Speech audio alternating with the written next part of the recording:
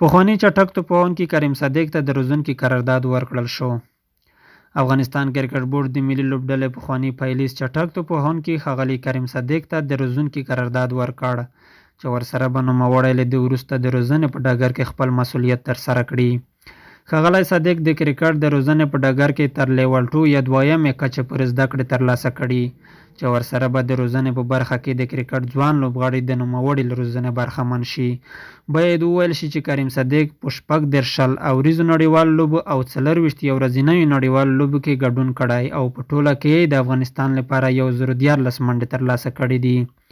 د افغانستان کرکټ بورډ عمومي مشر ښاغلی میرویس اشرف ښاغلی صدیق د خپل وخت یو تکړه او مجرب لوبغاړی وباله او په وینا یې خوښ دی چې ښاغلی کریم صدیق له ادارې سره د روزونکي په توګه دنده پیلوي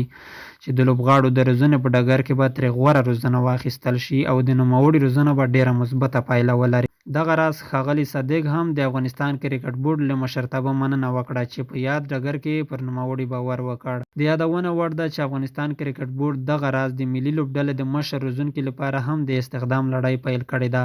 چې د اداري اصولو او پړیو له پوره کولو وروسته به یو تجربه لرونکی او مشهور روزونکی پر دنده وګماري.